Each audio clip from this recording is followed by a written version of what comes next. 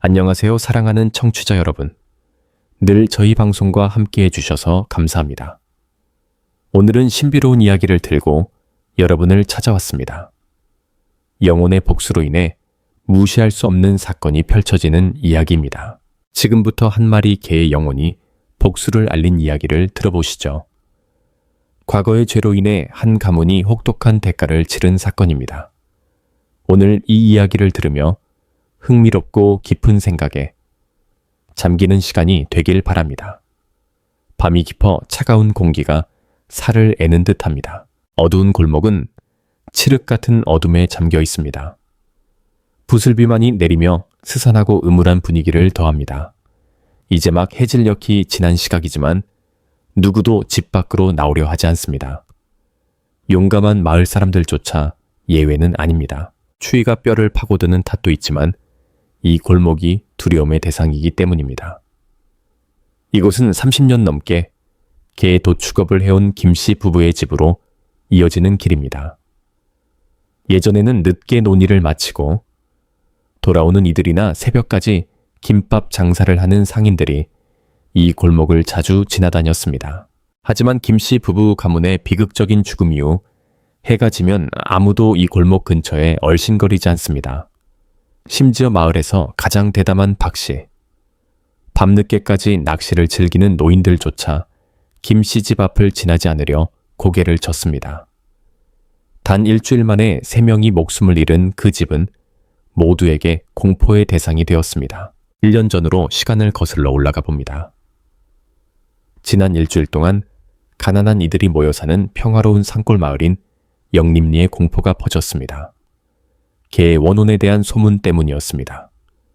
남녀노소 할 것 없이 해가 지면 문을 굳게 잠갔다. 몇 주 동안 이어진 기묘한 사건들은 소문이 사실임을 믿게 했습니다. 한때 평온했던 마을은 이제 귀신이 지배하는 땅 인간이 아닌 요괴의 영역이 된 듯 했습니다. 해질녘이 지나고 부엉이의 울음소리가 처량하게 울려 퍼지면 영림리는 공포에 휩싸였습니다. 집집마다 불을 끄고 대문에는 퇴마부적과 진혼부적이 걸렸습니다. 마을 전체를 뒤덮은 음산하고 차가운 분위기 속에서 사건의 진상은 점점 더 명확해졌습니다. 시장에서 떡볶이 장사를 하는 최노파의 이야기가 그 증거였습니다. 여러분 소문 들으셨소? 그놈의 민수가 귀신에게 홀려 죽었다던데. 쉰 목소리로 말을 꺼낸 이 노인은 마을 사람들을 둘러보며 고개를 끄덕였습니다. 모여있던 이들은 귀를 기울였습니다. 이 노인은 담배 연기를 내뿜으며 담배로 누렇게 변한 이를 드러냈다. 소문에 따르면 그놈은 자살한 게 아니라 귀신에게 당한 거라던데. 이 소문 진짜일까요? 마을 사람들이 한가로이 모여들자 이야기는 삽시간에 퍼졌다. 어떤 이는 민수가 부주의로 목이 잘려 억울하게 죽었다고 했고 또 다른 이는 귀신의 소행이라 단언했다.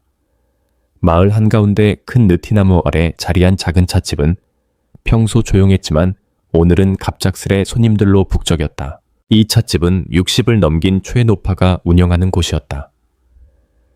남편도 자식도 없이 20년 가까이 장사를 이어온 그녀의 허름한 찻집은 여름이면 더위를 피해 마을 사람들이 들르는 곳이었지만 비바람 부는 날은 손님이 드물었다. 그런데 오늘 소문 때문에 손님들이 몰려들어 최노파는 기뻤다. 한 손으로는 차를 따르고 한 손으로는 돈을 세며 그녀는 즐거워했다. 추운 날씨에 일거리가 없던 마을 사람들은 민수가 개의 원혼에 복수당했다는 소문에 몰려들어 삼삼오오 모여 수다를 떨었다. 덕분에 최노파의 장사는 평소보다 훨씬 잘 됐다. 사람들은 저마다 떠들어댔지만 최노파는 차를 따르고 떡을 나누며 별 신경을 쓰지 않았다. 그러다 1시간 만에 제법 돈을 벌어 기뻐하던 찰나 한 여인의 목소리가 터져나왔다. 다들 터무니없는 추측만 할 게 뭐예요? 최노파께 여쭤보세요. 맞아. 20명 남짓한 사람들이 일제히 동의했다. 노파는 매일 사람들을 만나니 무슨 소문이라도 들었을 거야. 돈을 제법 벌어 기분이 좋은데다 수다를 즐기는 노파는 껄껄 웃으며 입을 열었다. 입에 물고 있던 담배를 뱉고 손으로 입가를 훔치며 비밀스러운 척했다. 알다마다 알지. 하지만 이건 비밀 얘기야. 여기 모인 사람들만 듣는 거야. 소문내면 큰일 난다. 사람들이 재촉하자 최 노파는 더 참지 못하고 이야기를 시작했다. 낡은 갈색 한복을 끌어올리고 누런 행주로 목을 감싸며 말을 꺼냈다. 이야기는 옆 마을의 부호 최씨. 집안의 영에서 시작됐다. 최영호는 누구나 아는 부자였다. 돈이 많을 뿐 아니라 4명의 아내를 두고 있었다. 하지만 전통 가문 렌테째 이어온 집안에 아들을 낳지 못해 고민이었다. 당시 아들 하나면 있고 딸 10은 없어도 된다는 풍습 속에서 내 아내가 낳은 건 딸뿐이었다. 가문의 막대한 재산을 물려줄 후계자가 없어 낙심하던 영호는 넷째 아내가 임신했다는 소식에 기뻐했다. 아들을 낳길 바라며 그녀를 극진히 돌봤다. 하지만 질투에 사로잡힌 첫째 아내는 몰래 무당에게 돈을 쥐어주며 넷째 아내의 태아가 딸이고 낳으면 집안에 재앙을 가져올 거라 거짓을 퍼뜨렸다. 미신을 믿는 영호는 이 말을 듣고 실망하며 넷째 아내를 냉대했다. 그녀를 허름한 별채로 쫓아내고 외면했다. 임신한 넷째 아내에는 남편의 냉대와 절망 속에서 출산을 일주일 앞두고 별채에서 목을 매 자살했다. 한밤중부터 다음 날 정오까지 아무도 그녀의 죽음을 알아채지 못했다. 영호는 넷째 아내를 쫓아낸 뒤 늙은 하녀에게 찬밥과 된장국을 가져다 주라. 명에 쓸 뿐 그녀의 상태엔 신경 쓰지 않았다. 그날도 하녀는 여느 때처럼 밥을 들고 별채로 갔다. 문을 열자 이상할이 많지. 차가운 공기가 느껴졌다. 넷째 아내를 불러도 대답이 없자 불안해진 하녀는 문을 밀고 들어갔다. 그 순간 하녀는 비명을 지르며 밥그릇을 떨어뜨렸다. 늘 하인들에게 친절했던 넷째 아내가 밧줄에 매달려 있었다. 눈은 부릅뜨고 혀는 내밀고 온몸은 보랏빛으로 변해 있었다. 주인을 불쌍히 여긴 한녀는 의자를 끌어와 밧줄을 끊고 시신을 내렸다. 넷째 아내의 죽음 소식이 퍼지자 마을 사람들이 몰려들었다. 냉정했던 영호도 약간의 인간미를 보이며 장례를 준비했다. 칠이 벗겨진 오래된 관이 향불 영희 속에 놓였고 넷째 아내가 집에 들어올 때부터 키웠던 검은 개 흑이가 이상 행동을 보였다. 5살인 흑이는 늘 넷째 아내 곁을 맴돌았지만 그녀가 죽은 뒤로는 관 밑에 웅크린 채 고개를 숙이고 애처롭게 짖었다. 영호는 개가 주인을 그리워한다고만 생각했다. 하지만 장례 첫날 밤 손님들이 떠나고 영호와 2 하인만 관을 지키던 중 기묘한 일이 벌어졌다. 한밤중 3사람이 대나무 의자에서 잠들어 있을 때 흑이의 처절한 울음소리에 모두 깼다. 촛불 아래 펼쳐진 광경은 믿을 부릴 수 없었다. 흑이가 앞발로 서서 뒷발로 관뚜껑을 붙잡고 미친 듯이 짖으며 으르렁거렸다. 머리로 관을 들이받고 날카로운 발톱으로 뚜껑을 긁었다. 2 하인은 얼굴이 하얗게 질려 다리가 납덩이처럼 무거워져 개를 쫓을 수만이 없었다. 쿵쿵 소리가 밤에 정막을 울렸다. 촛불향 공양쌀과 달걀이 바닥에 흩어졌다. 몇 번의 강한 충격 끝에 무거운 관이 무너지며 넷째 아내의 시신이 튕겨나왔다. 그 순간 기묘한 일이 일어났다. 시신의 하체에서 선혈이 흘렀고 옷이 부풀며 무언가가 뱃속에서 나오는 듯했다. 영호는 공포에 질려 무릎을 꿇고 빌었다. 아내여 살아서든 죽어서든 제발 이 세상을 떠나주어. 나를 겁주지 마오. 너무 무섭소. 그때 흑이가 갑자기 태도를 바꿔 꼬리를 흔들며 무언가를 알리려 했다. 영호의 옷자락을 물고 끌었다. 겁에 질렸지만 영호는 횃불을 들고 관으로 다가갔다. 시신의 하얀 수의 밑에서 희미한 울음소리가 들렸다. 으앙으앙 밤새 시신 곁을 지키던 늙은 하녀는 영호가 놀라 말을 더듬는 와중에도 자리를 뜨지 않았다. 두려움 속에서 그녀는 수위를 걷었다. 놀랍게도 그 안에는 갓 태어난 사내아이가 울고 있었다. 하녀는 당황했지만 연민을 느끼며 탯줄을 자르고 아이를 감쌌다. 아이는 하녀를 보자마자 환히 웃었고 그녀의 마음은 누그러졌다.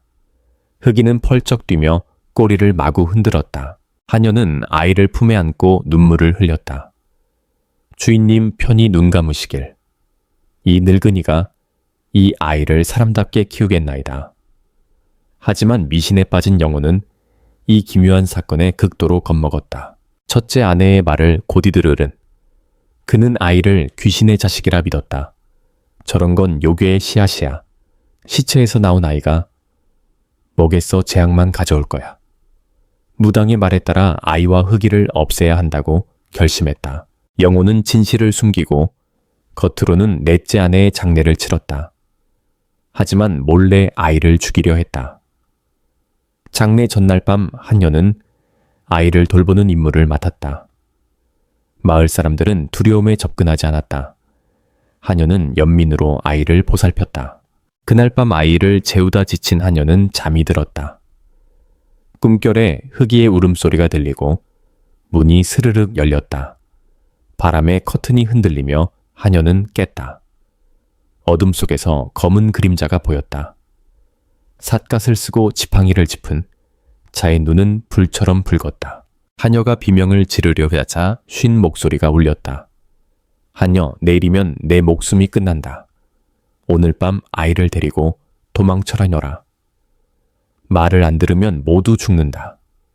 그림자는 사라졌고 하녀는 꿈임을 깨달았다. 하지만 그 꿈은 마음을 무겁게 했다. 하녀는 벌떡 일어나 흐트러진 머리를 정리하고 문을 열었다. 문 앞에는 흑이가 웅크리고 있었다. 돌아서려던 순간 흑이가 갑자기 일어나 하녀의 치마를 물고 밖으로 끌었다. 하녀는 의아해하며 흑이를 쓰다듬었지만 갑자기 꿈속의 목소리가 귀 옆에서 또렷이 울렸다. 하녀, 내일이면 내 목숨이 끝난다. 오늘 밤 아이를 데리고 도망쳐라. 말을 안 들으면 모두 죽는다. 흑이가 하녀를 뚫어지게 바라봤다. 그 눈빛은 붉은 불꽃처럼 빛났고 꿈에서 본 삿갓은 작은 그림자의 모습과 똑같았다. 직감에 이끌린 하녀는 허겁지겁 집으로 달려가 넷째 아내가 선물한 보석 상자를 챙겼다. 아이를 품에 안고 뒷문으로 빠져나와 어둠 속으로 사라졌다. 넷째 아내의 장례를 치른 최영호는 즉시 사람을 보내 아이를 죽이려 했지만 놀랍게도 하녀와 아이는 흔적도 없이 사라졌다. 영호는 요괴의 씨앗을 없애지 못해 분노했다. 문 앞에 웅크린 흑이를 보며 그는 음흉한 계획을 세웠다. 옆에 있던 민수에게 명령했다. 참나무 몽둥이로 적의 머리를 쳐 충직한 흑이는 비명을 지르며 피를 토하고 즉사했다. 민수는 망설임 없이 개의 시체를 가져가 안주로 삼아 그날 오후 술판을 벌였다. 민수는 숲 가장자리의 소여물통, 집으로 돌아와 영호가 준 막걸리와 약초를 들이켰다. 몸이 불편해지자 옷을 벗고 침대에 누웠다. 얼마나 잤는지 모르지만 집 뒤 연못가에 늙은 감나무에서 까마귀의 처량한 울음소리가 울리자 그는 화들짝 깼다. 얇은 이불을 가슴까지 끌어올리며 다시 잠을 청했지만 술기운에 머리가 띵했다. 까마귀 소리가 점점 커지자 그는 눈살을 찌푸리며 욕했다. 젠장 시끄러워서지 잠을 못 자겠네 하지만 까마귀는 멈추지 않고 집을 향해 더 크게 울었다. 민수의 방은 감나무와 가까워 소리가 더 크게 들렸고 그는 현기증을 느꼈다. 화가 난 민수는 벌떡 일어나 손바닥만 한 돌을 집어들고 집 뒤로 나가 까마귀를 향해 힘껏 던졌다. 까마귀는 잠깐 날아올랐다가 다시 나뭇가지에 앉아 그를 노려봤다. 갑자기 등골이 서늘해진 민수는 찬바람에 몸을 떨며 집으로 돌아와 문을 잠갔다. 이불을 뒤집었었지만 잠이 오지 않았다. 까마귀의 모습이 머릿속을 맴돌았다. 멍하니 생각에 잠겼을 때 방 구석에서 쿵쿵 소리가 울렸다. 그날 오후 흑이를 죽인 참나무 몽둥이가 딱딱한 물체에 부딪히는 소리였다. 두개골이 부서지고 뇌가 터져나갔던 순간이 떠올랐다. 민수는 몸을 떨며 벌떡 일어나 구석으로 몸을 웅크리고 어두운 방 구석을 뚫어지게 봤다. 쿵쿵 소리가. 갑자기 멈추며 무서운 정적이 흘렀다. 어둠에 익숙해진 눈으로 그는 멍하니 앉아 혼잣말을 중걸거렸다. 마음을 진정시키려던 순간 집 옆에서 툭 소리가 났다. 마른 감이 떨어지는 듯한 소리였다. 그는 정신을 집중하며 창문 쪽으로 천천히 다가갔다. 침대는 연못에서 부는 시원한 바람을 받으려 창문 바로 옆에 놓여 있었다. 창문 틈으로 밖을 내다보는 순간 민수는 혼비백산했다. 공포에 몸이 떨리고 소변이 흘렀다. 창문 바로 밖. 얇은 대나무 발너머로 해골이 그를 노려보고 있었다. 흑이의 머리였다. 두 눈구멍은 기름등처럼 붉게 빛났고 악취는 썩은 쥐 사체 같았다. 잿빛 혀는 끝이 잘린 채 늘어졌고 하얀 이빨은 괴생명체처럼 웃는 듯했다. 검고 악취나는 목구멍에서 으르렁거리는 소리가 났다. 지독한 냄새에 민수는 뒤로 넘어지며 말을 잇지 못했다. 공포 속에서 방 구석에서 푸스스 숨소리가 들렸다. 이어 쿵쿵 소리가 점점 가까워졌다.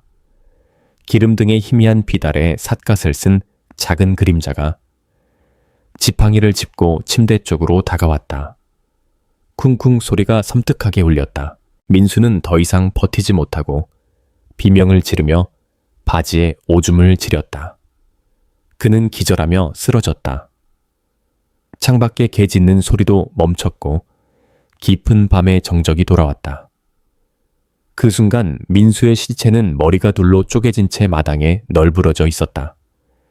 곧이어 최영호의 호화로운 기와집이 갑자기 불타올랐다. 소문에 따르면 관병들이 불을 끌어왔을 때 삿갓 쓴 그림자가 불길 속을 배회하며 수십 마리 개의 울음소리가 메아리 쳤다고 했다.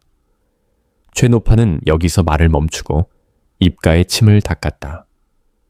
개의 원혼이 복수한 건지는 모르지만 불이 꺼졌을 때 최영호 집안에 10명 가까운 시체가 발견됐어. 모두 몸이 오그라들고 머리에 밥그릇만 한 구멍이 뚫려 있었지. 신기하게도 뒷집에 있던 하인들은 무사했어. 불은 오직 본체만 태웠으니까. 이를 들은 박 노인은 깊은 생각에 잠겨 고개를 저었다. 오래 키운 짐승은 영혼이 있어. 사람들은 개를 멍청하다 하지만 절대 아니야. 은혼도 알고 세상 이치도 이해하지. 우리가 생각하는 것보다 훨씬 깊어. 마을 사람들은 약간 의심하며 물었다. 노인 말씀에 뭔가 숨은 뜻이 있는 거 아니오? 박 노인은 희끗한 수염을 쓰다듬으며 흐린 눈을 가늘게 떴다. 낡은 한복을 여미고 한숨을 내쉬었다. 개가 복수했다는 이야기는 여러 번 들었지. 옛말에 짐승을 살려주면 은혜를 갚는다는 말이 괜히 있는 게 아니야. 개는 영특하고 영감이 뛰어나. 다골이 돼지 뱀 같은 건 개 앞에선 고개 숙일 뿐이야. 은원도 분명히 아는 동물이야. 사람과는 다르지. 박 노인은 최노파가 건넨 연잎차를 받아 한 모금 마셨다.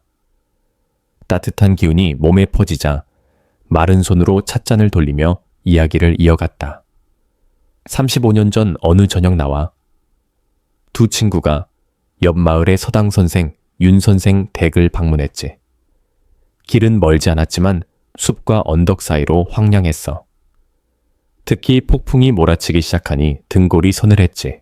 윤 선생 집에 도착했을 땐 저녁 6시가 넘었지만 다행히 비는 오지 않았다. 셋은 밤이 깊으니 하룻밤 묵고 아침에 돌아가자고 의논했다.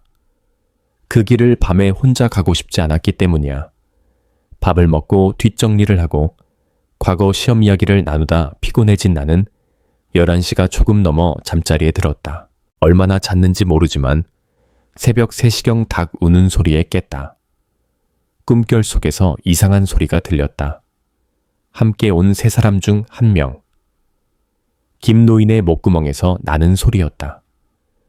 귀를 기울이니 개가 낑낑대는 소리 같았다. 반응하기도 전에 옆에 있던 이 노인이 벌떡 일어나 김노인을 흔들며 물었다.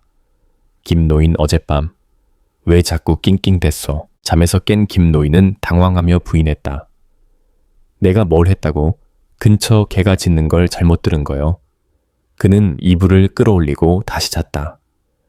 나도 착각인가 싶어 입을 다물고 눈을 감았다. 하지만 잠시 후 김노인의 목구멍에서 또렷한 낑낑 소리가 났다. 나와 이 노인은 깜짝 놀라 동시에 일어났다. 서로를 의심스레 쳐다보며 큰 소리로 불렀다.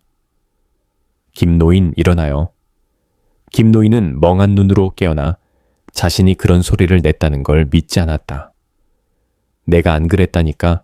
개 짖는 소리요. 하지만 나와 이 노인은 단호히 그 소리가 김노인에게서 났다고 했다. 김노인은 의심하며 다시 눈을 감았다. 그러나 몇 분 뒤 낑낑 소리가 또렷하게 울렸다. 이번엔 부인할 수 없었다. 김노인은 자신이 고통스러운 개 울음소리를 내고 있음을 깨달았지만 몸을 제어할 수 없었다. 나와 이 노인은 공포에 질렸다. 오랫동안 수행한 이 노인이 말했다. 김노인 원혼이 복수하러 온 것 같소. 눈을 감고 사죄하며 다시 자요. 김노인은 이를 터무니없다며 비웃었다. 미신이야 아무것도 아니야. 하지만 곧 김노인은 벌떡 일어나 몸을 뒤틀며 괴로워했다. 바닥을 기며 눈은 충혈되고 이빨을 드러냈다. 목구멍에서 으르렁거리는 소리가 커졌다. 소리에 놀란 윤 선생 부부도 깼다. 윤 선생은 김노인이 귀신에 씌었다며 급히 신선한 복숭아나무, 가지를 가져와 그를 쳤다. 김노인은 비명을 지르며 쓰러졌다. 모두 겁에 질려 그를 집 안으로 옮겼다. 김노인은 축 늘어져 눈을 부릅뜨고 입이 비뚤어진 채 말을 잇지 못했다. 윤 선생의 아내는 상황을 알아차리고 말했다. 이분은 원혼에 씌었어요. 지금 만복사로 데려가 스님께 도움을 청해야 해요.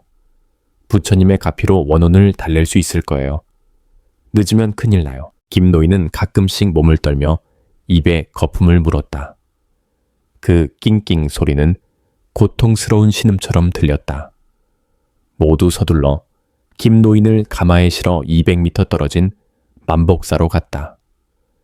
새벽 4시 문을 두드리는 소리에 혜성 스님이 눈살을 찌푸리며 일어났다.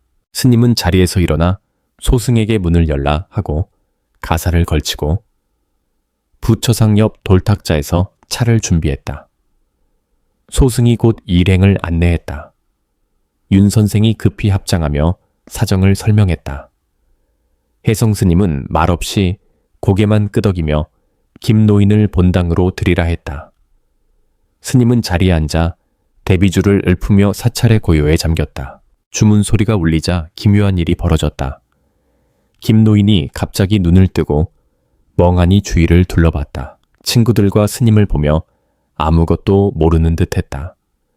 대비주가 끝나자 혜성 스님이 무거운 한숨을 내쉬었다. 걱정스러운 윤 선생이 합장하며 물었다. 스님 어찌 이런 일이 생긴 겁니까? 혜성 스님은 일행을 차탁으로 안내했다. 마른 손으로 연고차를 따르며 말했다. 아미타불 이 신도는 생명을 해친 업을 지었소. 그래서 개의 원혼이 따라다니며 괴롭히는 것이요. 3사람은 얼굴이 하얗게 질려 김노인을 봤다. 김노인도 어리둥절하며 스님께 합장했다. 스님 제발 원인을 알려주십시오. 맹세코 저는 태어나서 지금까지 제사 지낼 때 닭이나 오리를 잡은 것 말고는 개나 고양이를 해친 적 없습니다. 하물며 생명을 죽이는 업이라니 저도 너무 이상합니다. 김노인이 간청했다. 혜성 스님은 여전히 염주를 굴리며 깊고 신비로운 목소리로 답했다. 아미타불 신도가 한 말은 틀림없소. 하지만 신도의 살생업은 이 생에서 비롯된 것이 아니오. 그 업장은 지난 세생 동안 신도를 따라다녔소. 모두 숨을 죽이고 창백한 얼굴로 서로를 바라봤다. 공기는 숨 막힐 듯 무거웠다. 일행은 조용히 앉아 스님의 설법을 들었다. 해성. 스님의 낮은 목소리는 마치 파도가 마음을 두드리듯 이승의 기묘한 업보와 원한을 풀어냈다. 먼 옛날 김노인은 마을에서 노련한 도둑이었다. 젊은 나이에 힘과 재치를 타고난 그는 정직하게 일하지 않고 도둑질의 길로 들어섰다. 집이 잠겨있든 문이 몇 겹이든 김노인이 목표로 삼으면 끝이었다. 마을의 어떤 도둑질에서도 그는 발각되지 않았고 흔적조차 남기지 않았다. 오랫동안 마을은 도둑질로 공포에 떨었다. 밤새 재산이 증발하고 단서 하나 이제 없었다. 집집마다 두려움에 떨며 내일 무엇을 잃을지 몰라 밤낮으로 불안했다. 김노인은 훔친 돈으로 호화롭게 살았다. 술과 노래 방탕한 생활에 빠졌다. 하지만 쾌락은 오래가지 않았다. 돈이 바닥나자 그는 또다시 남의 것을 훔쳐 술과 유흥을 채웠다. 마을 사람들이 관에 신고하고 밤마다 경계를 세웠지만 노련한 김노인을 잡을 수 없었다. 세월이 흐르며 마을 사람들은 점점 더 철저히 대비했다. 밤마다 잠을 설쳐가며 재산을 지켰다. 김노인의 뛰어난 자물쇠의 따기. 솜씨도 점차 한계에 부딪혔다. 그날 하늘은 흐렸고 김노인은 주머니에 한 푼도 없었다. 술도 떨어졌다. 방탕한 습관 탓에 따분함과 배고픔이 그를 괴롭혔다. 막걸리 한 사발에 곱창 안주를 떠올리며 그는 다시 도둑질을 결심했다. 해가 질 무렵 마을 길을 따라 걸었다. 집마다 불이 켜지고 문 앞에는 경계하는 이들이 있었다. 김노인은 포기하고 돌아서려 했지만 1시간 뒤 욕망이 그를 다시 이끌었다. 그러나 상황은 여전히 불리했다. 섣불리 손을 댔다가는 관에 끌려갈 터였다. 망설이던 김노인은 강을 건너 마을 끝자락으로 향했다. 그곳은 인적이 드문 들판과 넓은 논밭뿐이었다. 그러다 허름한 오두막에서 희미한 등불이 보였다. 마을 사람이었지만 그는 이곳에 처음 왔다. 주위를 살피며 조심스레 다가갔다. 이곳이야말로 도둑질의 완벽한 장소였다. 김노인은 오두막 주위를 돌며 큰 소리로 휘파람을 불었다. 그러나 대답은 어둠 속 개짖는 소리뿐이었다. 문틈으로 안을 들여다보니 아무도 없었다. 기회를 잡은 그는 문을 열고 들어갔다. 밖에서 묶인 개는 미친 듯이 짖으며 밤을 울렸다. 집 안으로 들어서자 김노인은 실망했다. 허름한 오두막에는 감나가는 물건이 없었다. 깨진 그릇 몇 개와 해진 멍석뿐이었다. 젠장 그는 욕하며 그릇을 내동댕이 쳤다. 짜증을 안고 문을 나섰다. 빈손으로 돌아가는 꼴이라니 불운이 따로 없었다. 밖으로 나오자 개는 여전히 사납게 짖어댔다. 다행히 밧줄에 묶여 있어 그를 물지 못했다. 짜증난 김노인은 개를 피해 옆으로 비켜서려 했다. 그때 사악한 생각이 떠올랐다. 그는 강가로 달려가 작은 물고기를 잡고 주머니에서 독약을 꺼냈다. 늘 독을 지니던 그는 물고기에 독을 발라 개에게 던지고 어둠 속에 숨어 기다렸다. 개는 물고기 냄새를 맡고 짖기를 멈추며 개걸스레 물었다. 김노인은 킥킥 웃으며 속으로 쾌재를 불렀다. 하늘이 날 버리지 않았어. 오늘 밤엔 개고기, 안주로 한잔 해야지. 곧 독이 퍼졌다. 개는 약한 짖음 끝에 비틀거리다 몸을 웅크리고 쓰러졌다. 그 눈빛은 김노인을 뚫으며 원망과 애원으로 가득했다.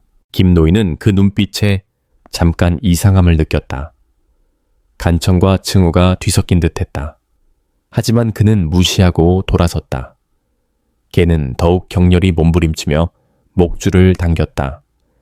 짖음은 멈췄고 목구멍에서 크르릉 소리가 났다.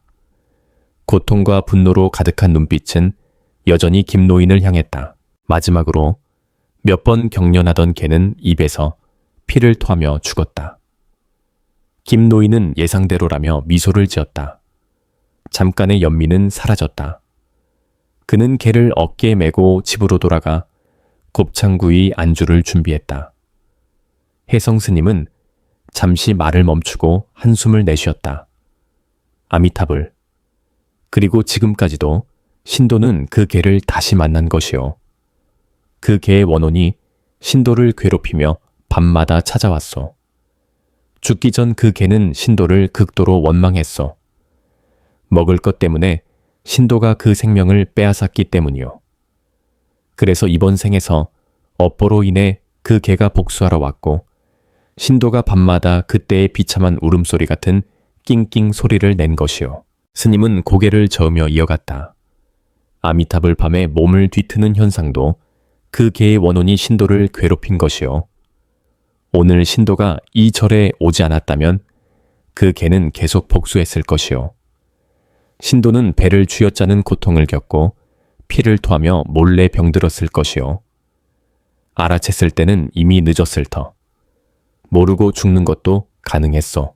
이를 들은 마을 사람들은 얼굴이 하얗게 질려 두려움에 떨었다. 과거의 잘못으로 어떤 대가를 치를지 생각하니 모두 겁에 질렸다. 하찮아 보이던 개가 원혼이 되어 복수할 수 있다는 사실에 충격을 받았다. 그들은 틀렸다. 모든 생명은 소중하다. 사람이나 짐승이나 생명을 해치면 대가를 치른다. 그 순간 사람들은 고기, 장사꾼들, 동물의 생명을 잔혹히 다루는 이들을 떠올렸다. 조금의 자비와 연민이 있었다면 과거도 미래도 달라졌을 것이다. 그러자 모두의 시선이 이야기를 듣던 박영식에게 쏠렸다. 박영식은 사람들의 눈초리에 불안해하며 급히 집에 일이 있다며 낡은 한복을 끌어올리고 허둥지둥 떠났다.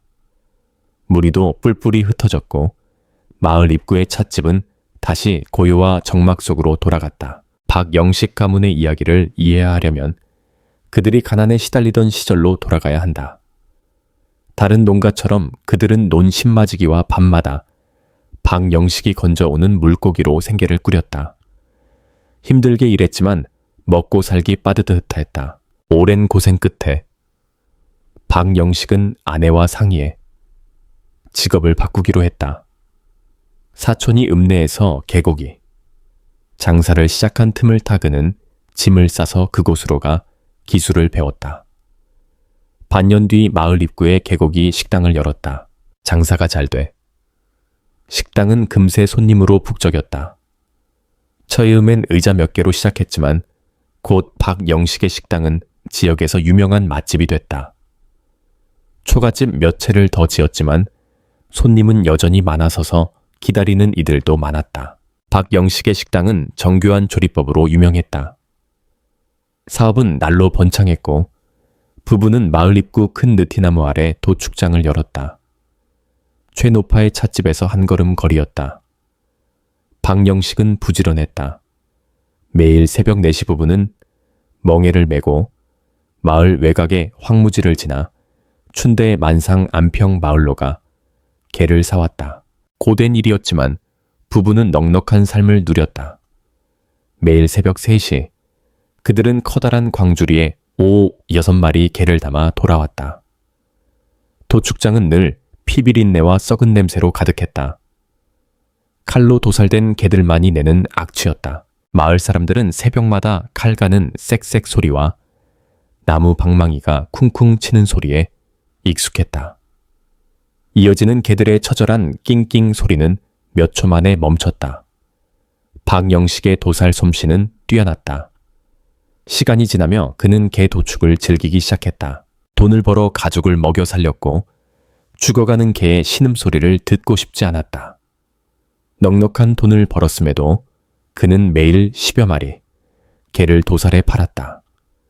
새벽이면 부부는 이웃 마을로 개를 사러 갔다. 3시에 도살을 시작하고 5시경 안에는 2 언덕 넘어 읍내 장터로 고기를 팔러 갔다. 마을 사람들에겐 외상도 허락해 추수철에 쌀로 갚게 했다. 몇 년 만에 그는 기와집 느릅나무, 기둥 왼쪽에 감나무 맑은 우물을 갖춘 부잣집을 이뤘다. 도축 외에도 그는 고기를 위해 개를 키웠다. 이는 드문 일이었다. 예로부터 다골이 되지만 도축했기 때문이다. 박영식에겐 개는 고기일 뿐이었다. 그는 영리하게 새끼 개를 사들여 키운 뒤 직접 도살하거나 팔았다. 개가 많아지면 주저치 없이 팔았다. 살생의 업보를 경고하는 말에도 그는 코웃음 치며 믿지 않았다. 마을 사람들은 개가 충직하고 영혼이 있다고 했지만 그는 개를 짐승으로만 여겼다. 한 달 뒤 개 도축의 대가가 찾아왔다. 햇볕이 자결하는 날 대재앙이 박영식 가문을 덮쳤다. 그날 아침 8시 태양이 높이 떠오르고 마을은 숨막히게 더웠다. 2마리 개를 도살해 오후 장사를 준비한 박영식은 셔츠를 풀어헤치고 중얼거리며 짜증을 냈다. 부채를 들고 우물가 감나무 아래 도리자에 털썩 앉았다. 박영식은 더위에도 포기할 수 없는 취미가 있었다. 뜨거운 차를 마시는 것. 차는 대성에서 나는 최상급 차시피여야 했고 집 옆 도루물에서 기른 물로 우려야 했다. 그 우물물은 달고 맑아 아무리 차를 우려도 뿌옇거나 거품이 생기지 않았다. 그는 부채를 탁자에 올리고 김이 모락모락. 나는 뜨거운 차를 청황색 찻잔에 따랐다. 셔츠 단추를 하나 더 풀고 검은 담뱃대를 입에 물었다. 성냥을 켜 긴 연기를 내뿜으며 의자에 몸을 기댔다. 하얀 연기가 얼굴 앞에서 느릿느릿 흩어졌다. 찻잔을 들고 한 모금 마신 그는 하소리를 내며 만족한 표정을 지었다. 일상의 즐거움을 만끽하던 중 대문 경첩에서 끼익 소리가 났다. 박영식은 대문을 보며 소리쳤다. 누구야 거기 누구야 몇 번 불러도 답이 없었고 문지기 개의 으르렁거림만 커졌다. 짜증난 그는 욕을 중얼거렸다. 젠장. 누가 저기 숨어서 안 들어오는 거야. 개 풀어서 물어버릴까. 그는 자리에서 일어나 대문으로 가 개를 꾸짖으며 무거운 나무문을 열었다. 오래된 경첩이 기름칠 없이 끼익 소리를 냈다. 문이 열리자 젊은 여인이 눈에 들어왔다. 검은 옷을 입고 맨발에 진흙투성이, 머리카락은 얼굴을 덮었다. 배는 쌀을 담는 대바구니처럼 불룩했다. 여인에게서 뿜어지는 한기에 박영식은 한 걸음 물러서며 당황했다. 몇 초 진정 후 그는 더듬거리며 물었다. 부부인 누구를 찾으시오? 저는 박영식 이 집 주인이요. 말이 끝나기도 전 여인이 무릎을 꿇고 절하듯 빌었다. 목소리는 멀고 음산한 곳에서 울리는 듯했다. 날있게 100번 절하고 1000번 절합니다. 제발 자비를 베풀어 목숨을 살려주소서. 박영식은 겁에 질려 말을 잇지 못했다. 정신을 차린 그는 다시 물었다. 부인 왜 이러시오? 왜 우리 집에 와서 절을 하시오? 여인은 눈물을 흘리며 계속 빌었다. 날있게 간청하오니 한 가지 부탁을 들어주소서. 오늘 날이께서 검은 개 한 마리를 사실 것이오. 그 개 이마에 흰 털 한 줌이 있어. 임신한 개이니 제발 도살하지 말고 새끼를 낳게 하신 뒤에 처분하소서. 목숨을 살려주소서. 말을 마친 여인은 몇 번 더 절하고 느티나무 모퉁이로 사라졌다. 박영식은 공포의 비명을 지르며 벌떡 일어났다. 주위를 둘러보니 돌탁자에서 깜빡 잠든 것이었다. 6월 말 7월 초의 무더위에도 온몸이 떨리고 식은땀이 흘렀다. 이마에 땀을 닦으며 대문을 보니 개는 벽돌 우리에서 얌전히 숨을 쉬고 있었다. 그는 혼잣말을 했다. 젠장 꿈이 너무 생생했나. 입을 쩝쩝거리며 대나무 의자에 다시 누웠다. 얼마나 잤는지 대문 경첩의 끼익 소리에 다시 깼다. 햇빛을 피해 눈을 가늘게 뜨며 물었다. 여보, 장보고 왔어. 물건은 어때? 박 부인은 광주리를 내려놓고 삿갓을 벗어 부채질하며 남편이 건넨 물잔을 받았다. 다 팔렸어요. 이 현인애가 지난주 진비쌈관도 갚았고요. 뭔가 떠오른 듯 부인은 허겁지겁 밧줄을 풀어 개 한 마리를 끌어냈다. 쉰 목소리로 말했다. 여보, 오늘 대박 건졌어요. 만상마을 오솔길 지나다 이 개를 봤는데 이상하리만치 싸게 팔더라고요. 보세요. 이 개를 8푼에 샀어요. 한 달 키워 팔면 돈 좀 될 거예요. 박영식은 찻잔을 내려놓고 개를 유심히 봤다. 개는 마르고 혀는 새카맸으며 귀는 쫑긋했다. 온몸이 검었고 이마에 술잔만한 흰 털이 있었다. 꼬리는 손 2마디 길이었다. 그는 기뻐하며 손뼉을 쳤다. 흑구종이야. 이런 건 이 관에도 못 사. 대박이네. 뒤뜰로 데려가 한 달 키워 도살해.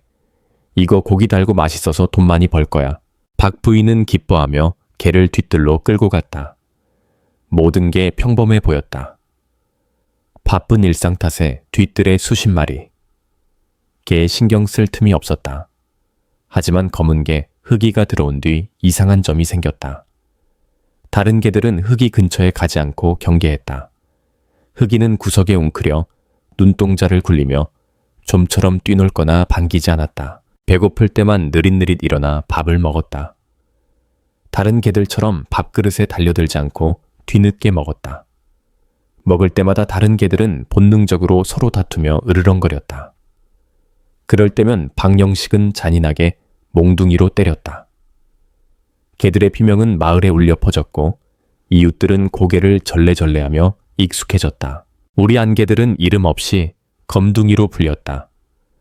일주일 뒤 이상한 일이 시작됐다. 어느 날 새벽 6시 흑이가 탈출을 시도했다. 박 부부가 장터에 간 아침은 기회였다. 흑이는 얌전히 기다리다. 부부가 떠나자 뒤뜰 우리로 달려가 무너진 벽을 파기 시작했다. 영리한 흑이는 벽 너머 자유가 있다고 믿고 미친 듯이 팠다. 박 부부의 우리는 단단했다. 높은 벽과 타일 바닥에 10여 마리 개가 갇혀 있었다. 흑이는 쉬지 않고 팠고 마침내 흙을 파헤쳐 희망을 봤다. 하지만 불운하게도 박영식이 일찍 돌아왔다. 그날 아침 장터에서 대량 주문을 받아 급히 물건을 가지러 왔다. 우리를 지나다 흑이가 실에 흙을 파는 걸 발견했다. 흙과 모래가 대바구니처럼 쌓여 있었다. 얼굴이 불그락푸르락한 그는 나무 몽둥이를 들고 달려들어 마구 쳤다. 흑이는 비명을 지르며 이를 드러내 반항하려 했다. 분노한 박영식은 흑이의 배를 3개 차 날려버렸다. 흑이는 고통스럽게 울부짖었지만 그는 멈추지 않았다. 몽둥이로 앞다리를 내리치며 소리쳤다. 도망감이 날 물려고.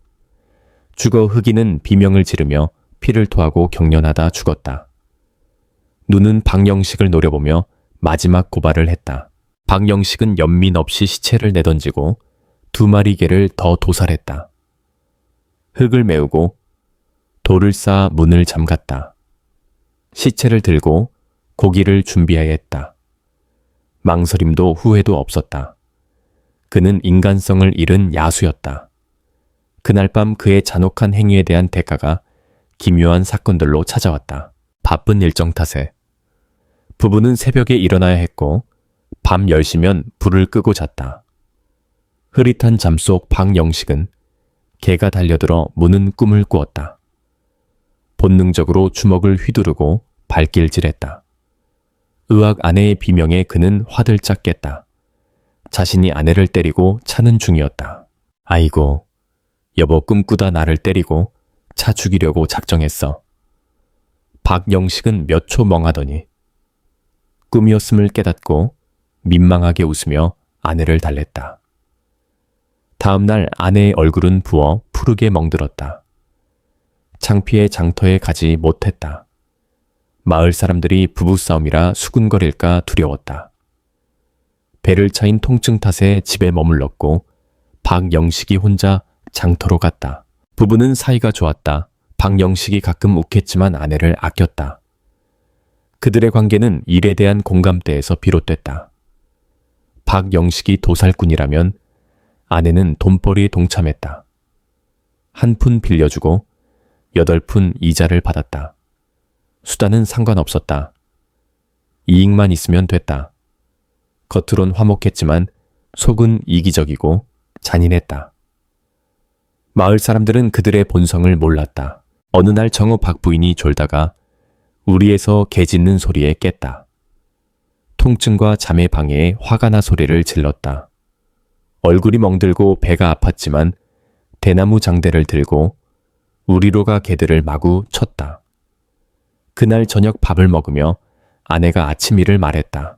여보, 오늘 아침 그 개들 때문에 미칠 뻔했어요. 졸고 있는데 지저대는 거예요. 뒤뜰 가보니 조용해졌는데 구석에 검은 개만 계속 짖더라고요. 화가 나서 장대로 쳤는데도 멈추질 않고 날 보며 짖었어요. 소리 지르고 욕해도 소용없었어요. 박영식은 놀라 물었다. 검은 개 어떤 거? 아내가 즉시 답했다. 우리 집에 검은 개라곤 그거 하나뿐이잖아요. 잊었어요. 왜 그렇게 물어? 박영식은 얼굴이 창백해졌다.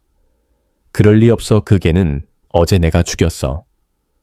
고기도 썰어 팔았고 이상하게도 그 마른 개 새끼 7을 낳았더라. 새끼들은 작아서 감자만 했지. 다 끓여 돼지 먹이로 줬어. 어제 말 안 했나? 박 부인은 놀라며 말했다. 여보, 착각한 거 아니에요? 내가 가서 확인해 볼게요. 그녀는 급히 일어나 우리로 갔다. 문을 열었지만 검은 개는 없었다. 분명 아침에 봤는데 사라졌다. 눈이 침침했나? 당황한 그녀는 집으로 돌아와 물었다. 여보, 날짜 잘못 기억한 거 아니에요? 박영식은 날카롭게 답했다. 당신 뭐야? 오늘 하루 집에 있었으면서 내가 왔다 간 것도 몰라. 그는 곰곰이 생각하며 불안한 표정을 지었다. 그날 밤 박영식이 깊이 잠들었을 때 개 짖는 소리가 들렸다. 또다시 악몽이 찾아왔다. 꿈속에서 그는 짖음이 나는 곳으로 다가갔다. 소리는 처량하고 고통스러웠다. 가까이 가자 부엌 뒤에 서 있는 개가 보였다. 몸통과 꼬리만 보였지만 박영식은 즉시 그 검은 개 흑이임을 알아챘다. 짖음은 귀 옆에서 울리듯 선명했다. 그는 다가가며 말했다. 흑이야, 제발 우리 부부를 괴롭히지 마. 내가 잘못했었어. 말이 끝나자 섬뜩한 웃음소리가 터졌다. 박영식은 얼굴이 하얗게 질렸다. 온몸이 떨리고 눈이 휘둥그레졌다. 개가 고개를 돌리자 몸은 흑이었지만 머리는 아내 박 부인의 얼굴이었다. 공포에 질린 그는 비명을 지르며 깨어났다. 침대 구석에 웅크린 그는 숨을 헐떡이며 땀에 젖었다. 두려움 속에서 아내가 옆에 없음을 깨달았다. 심장이 멎는 듯한 공포에 그는 집신을 신고 집 안을 뒤지며 아내를 찾았지만 없었다. 갑자기 정문이 벌컥 열리며 찬바람이 몰아쳤다. 그는 이를 딱딱 부딪히며 떨었다. 제단 앞에 무릎 꿇고 그는 한참을 빌었다. 향에 불을 붙이자 뒤뜰 우리에서 쾅 소리가 났다. 겁에 질린 그는 마음을 다잡고 기름등과 나무 몽둥이를 들고 뒤뜰로 갔다. 바람에 흔들리는 불빛 아래 그는 눈앞의 광경에 주저앉았다. 아내 박 부인이 네 발로 기며 개 먹이통에 음식 찌꺼기를 개걸스레 먹고 있었다. 간간히 기침하며 캑캑 소리를 냈다. 박영식은 목이 막혀 말을 잇지 못하고 팔다리가 풀렸다. 공포로 움직일 수 없었지만 기묘한 상태의 아내를 보며 눈물이 흘렀다. 정신을 차릴 새도 없이 박 부인이 고개를 획 돌려 그를 노려보며 짖기 시작했다. 으르렁거리던 소리가 날카로운 짖음으로 변했다. 그녀는 네 발로 천천히 그에게 다가왔다. 더는 견딜 수 없던 그는 공포에 질려 집 밖으로 뛰쳐나가 한밤중에 소리를 질렀다. 그의 비명에 마을 개들이 일제히 짖었다. 그는 길가에 쓰러져 기절했다. 이웃들이 달려와 땅에 웅크린 그를 보고 약사 윤훈에게 데려갔다. 모두 당황하며 무슨 일인지 몰랐다. 도둑이 들었을 거라 짐작하고 마을 사람들이 집을 확인하니 박 부인이 우리 안에서 기절해 있었다. 급히 그녀를 윤훈에게 옮겼다. 치료 후 박 부인은 정신이 오락가락했다. 마을 사람들은 그녀가 정신병에 걸려 울고 웃는다고 수군거렸다. 원인은 알 수 없었다. 박영식 가문이 살생에 업보를 받았다는 소문이 퍼졌다. 그는 살생에 대한 비난을 무시하려 했지만 비극은 계속됐다. 11월 초 장남 상훈의 죽음은 가문을 더 혼란에 빠뜨렸다. 도축에 참여하지 않고 도성에서 번창하던 상훈이 갑작스레 세상을 떠났다. 어느 밤 장부를 정리하던 그는 피로와 두통을 호소하며 잠들었다. 한밤중 경련을 일으키며 코아와 입에서 피를 쏟았다. 하인들이 도성 최고의 약사에게 데려갔지만 그는 도중에 숨졌다. 눈은 부릅뜨고 아무리 눌러도 감기지 않았다. 상훈의 죽음은 박영식에게 큰 고통과 두려움을 안겼다. 그는 이상한 기운을 느끼기 시작했다. 마을 소문을 듣고 점술가를 찾았다. 점술가는 가문이 원혼의 복수를 받고 있다고 했다. 박영식이 임신한 검은 개를 죽인 일을 털어놓자 점술가는 그 개와 수천 마리, 죽은 개들의 원혼이 복수한다고 했다. 그날부터 그는 흐느끼며 제사를 지내고 값비싼 제물을 바치며 스님들을 초청해 업장을 풀고 개 원혼을 위로하는 법회를 열었다. 백관을 드렸다. 잠시 평온했지만 100일 뒤 이상한 일들이 재개됐다. 설날 후 차남 강민이 갑작스레 병들었다. 강민은 힘센 체격으로 도축을 빠르고 단호히 했다. 아버지의 뒤를 이을 자였다. 하지만 최근 잠을 못 자고 입맛을 잃고 늘 피곤해했다. 잠깐 눈 붙이면 개를 도살하고 가죽을 벗기는 악몽에 비명을 질렀다. 박영식은 돈을 아끼지 않고 지역 안팎의 약사를 찾았지만 병의 원인을 찾지 못했다. 강민은 날로 쇠약해졌다. 그해 여름 강민은 죽었다. 긴 비명을 지르며 눈이 하얗게 뒤집히고 입에서 피를 쏟았다.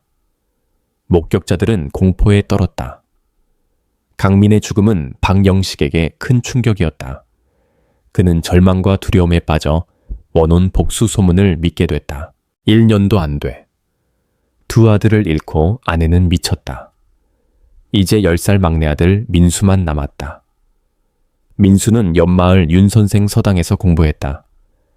비극 속에서 박영식은 도축을 멈추고 민수에게 전념했다. 매일 2번 직접 데려다주고 집 밖으로 나오지 못하게 했다. 어느 날 정오, 그가 깊이 잠든 사이 민수가 몰래 나가 마을 아이들과 목욕하러 갔다. 마을 회관 앞에는 산마지기, 넓이에 맑은 연못이 있었다. 여름이면 청년과 아이들이 목욕하던 곳이었다. 민수는 수영을 잘했지만 물에 빠졌다. 해질녘 그의 시체가 끌어올려졌다. 박영식이 아들 시체를 보았다. 민수의 배는 부풀고 피부는 털 뽑힌 개처럼 하였다. 그는 통곡했다. 아들아, 그 순간 민수의 코와 입에서 검은 피가 배수구처럼 쏟아졌다. 목격자들은 겁에 질렸다. 막내의 죽음은 박영식을 절망으로 몰았다. 그는 술에 빠져 취하면 울고 욕하며 운명을 저주했다. 어느 아침 그의 울음과 욕설이 멈췄다. 이웃들이 창문으로 보고 놀라 달려갔다. 그는 벽돌 바닥에 엎드려 피 웅덩이에 잠겨 있었다. 문을 부수고 들어간 사람들은 끔찍한 상처에 경악했다. 머리에 밥그릇만 한 구멍 배는 갈라져 창자가 흘렀다. 뇌수와 피가 상처에서 흘렀다. 오른손은 나무 몽둥이를, 왼손은 3년간 개를 도살한 날카로운 칼을 쥐었다. 한 번에 배를 갈랐다. 개의 원혼 복수 이야기는 잔혹한 행위의 대개에 대한 깊은 교훈으로 끝났다. 인간의 죄는 잊혀질지 몰라도 억울한 영혼은 평온을 허락하지 않는다. 그들은 우리가 이해 못할 방식으로 정의를 찾는다. 이 이야기는 모든 행동, 아무리 작아도 결과를 낳음을 깨닫게 한다. 오늘 방송을 들어주셔서 감사합니다. 각 이야기를 통해 여러분이 삶을 돌아보고 올바르게 살아가길 바랍니다. 억울한 원혼의 공포를 마주하지 않도록 평안과 행운을 빕니다. 다음 이야기에서 만나요.